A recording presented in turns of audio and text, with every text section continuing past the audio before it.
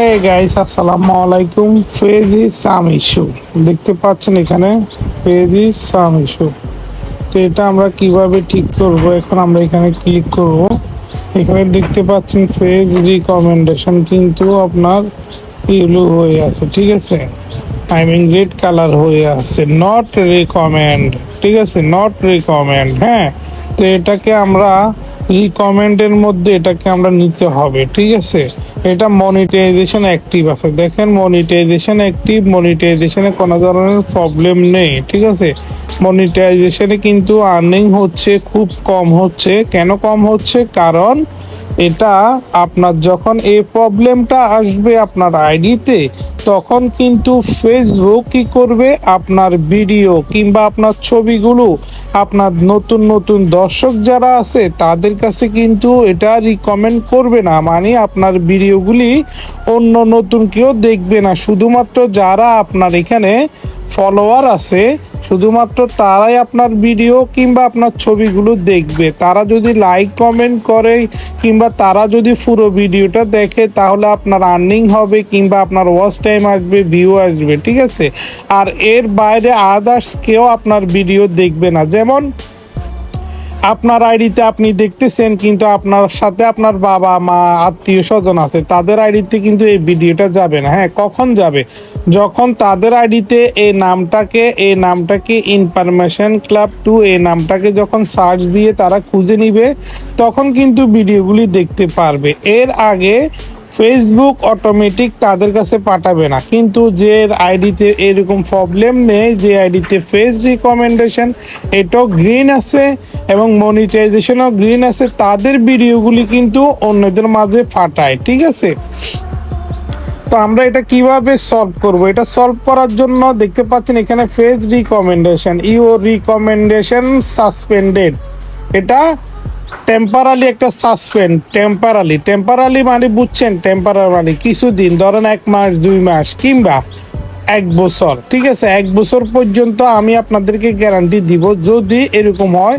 এখানে কিন্তু আরেকটা অপশান ছিল, এটা হচ্ছে যে আপনার রিভিউ করার একটি অপশান। যদি আপনাদের রিভিউ করার যদি অপশান থাকে, আমার এখানে কোনো রিভিউ করার অপশান নাই, ঠিক আছে। আপনাদের যদি রিভিউ করার অপশান থাকে, তাহলে অবশ্যই আগে আমার সাথে যোগাযোগ করবেন। আমি আপনাদেরকে ভালো সাজেশন দিব এবং কোনটার মধ্যে আপনার এখানে কিন্তু 4-5টা অপশান থাকবে কিংবা 3টা অপশান থাকবে রিভিউ করার জন্য। 3টার মধ্যে আপনি রাইট অ্যান্সার কোনটা দিতে হবে, সেটা যদি ভুল দেন তাহলে হয়তো বা আইডি ব্যাক আসবে না। যাই হোক, তো এটা আপনাকে ঠিক করার জন্য কি করতে হবে, আপনি এখানের একটা স্ক্রিনশট নেবেন,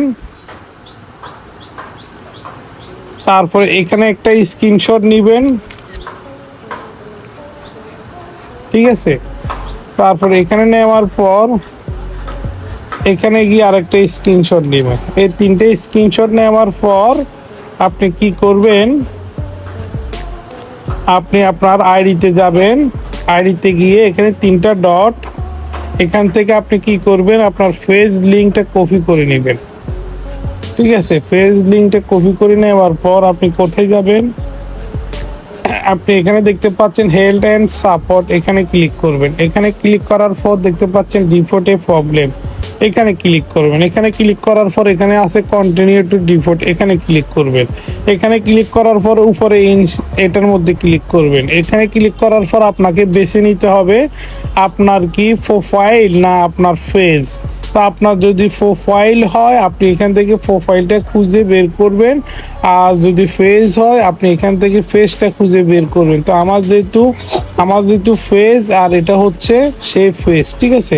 তো আমরা এখানে আপলোড টু ফ্রম, এখানে আমরা প্রথম ফেজটা দিব, তারপর হচ্ছে আমরা এখানে দ্বিতীয় ছবিটা দিব, তারপর হচ্ছে আমরা এখানে তৃতীয় ছবিটা দিব। দেখেন আমি 3টা ছবি দিছি। এখানে আপনি যে লিঙ্কটা কপি করছেন আপনার আইডি, সেই লিঙ্কটা এখানে দিতে হবে, কিন্তু তার আগে এখানে লিখতে হবে DR Facebook team sir.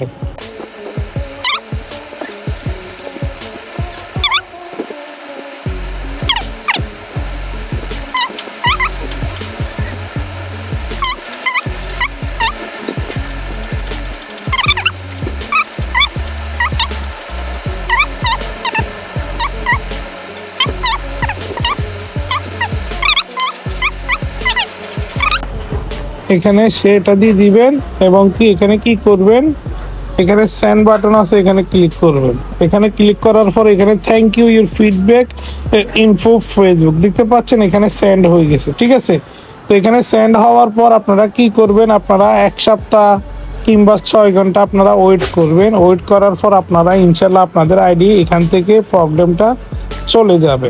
Thank you.